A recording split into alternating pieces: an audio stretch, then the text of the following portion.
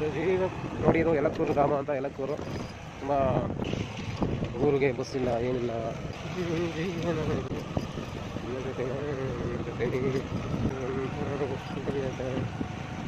Hi hello ನಮಸ್ಕಾರ ಗೆಳೆಯರೇ. ನಾನು ಇವತ್ತು ಹೋಗಿದ್ದೆ.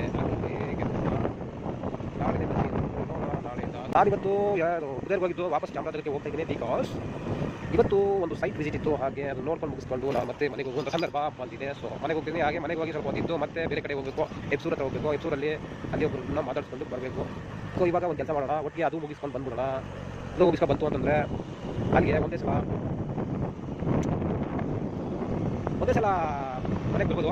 ನಾಳೆಯಿಂದ ಎಲ್ಲ ಕೆಲಸ ಮಾಡಬೇಕು. ಬಿಕಾಸ್ ಪ್ರತಿದಿನ ಮನೆಗೆ ಕೂತ್ಕೊಂಡ್ರೆ ಯಾರು ದುಡ್ಕೊಳ್ಳಲ್ಲ.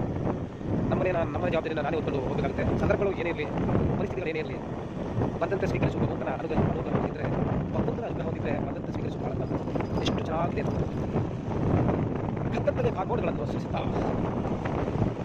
ಆದರೂ ಮಕ್ಕಳು ಮೆರೆಗೆ ಹೋದರೆ ಅಪ್ಪಿಂದ್ರು ಮಾಡಿರ್ತಾರೆ ಅಲ್ಲ.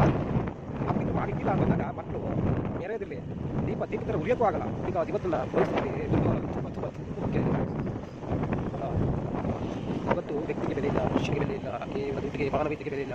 ಇವತ್ತು ಯಾರಿಗೂ ಬೆಲೆ ಇಲ್ಲ.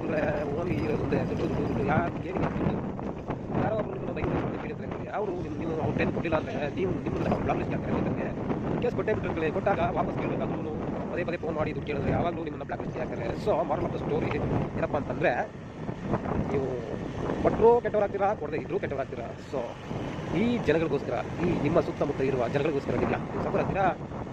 ನಿಮ್ಗೆ ಏನನ್ಸುತ್ತೋ ಅದನ್ನು ನೀವು ಮಾಡಿ. ಬೇರೆಯವ್ರ ಬಗ್ಗೆ ಯಾವ ಏನಂತಾರೆ, ಇವ್ರು ಏನಂತಾರೆ ಅಂತ ಯಾವತ್ತೂ ನೀವು ತಲೆ ಕೆಡಿಸ್ಕೊಡಿ. ಬಿಕಾಸ್ ಯಾರು ಬಂದಿಲ್ಲ ಅನ್ಸಲ್ಲ. ನಿಮಗೊಂದು ತೂಕ ಇಲ್ಲ ಅಂದರೆ ಯಾರು ಬಂದು ಊಟ ಬರಲ್ಲ. ಯಾ ಫ್ರೆಂಡ್ಸ್, ನೋಡಿ ಸ್ನೇಹಿತರೆ, ಅಲ್ಲಿ ಶಂಕರ ಬೆಟ್ಟ ಕಾಣ್ತಾ ಇದೆ. ಬೇರೆ ಹೋಗ್ಬೇಕು ಅನ್ನೋ ಆಸೆ ಇದೆ. ನಾನು ಮತ್ತೆ ನಮ್ಮ ಮನೆಯಲ್ಲೂ ಹೋಗಿ ಬರೋಣ ಅಂತ ಇದ್ದೀವಿ. ನೋಡೋಣ, ಟೈಮ್ ಬಂದಾಗ ಹೋಗಿ ಬರ್ತೀನಿ. ನನಗೆ ಜೀವನದಲ್ಲಿ ಒಂದು ಆಸೆ ಇದೆ. ಏನಪ್ಪ ಅಂತಂದರೆ, ಇವಾಗ ಮಾಡೋ ಕೆಲಸದಲ್ಲಿ ಅಷ್ಟು ಹಾಗೆ ನಮ್ಮ ಸ್ಯಾಟಿಸ್ಫ್ಯಾಕ್ಷನ್ ಆಗ್ತಾ ಇಲ್ಲ. ಬಿಕಾಸ್ ಏನಂತ ಗೊತ್ತಿಲ್ಲ, ನಮ್ಮ ಪ್ರತಿಯೊಬ್ಬರು ಮಾಡೋ ಕೆಲಸ ನಾವು ಅವ್ರಿಗೆ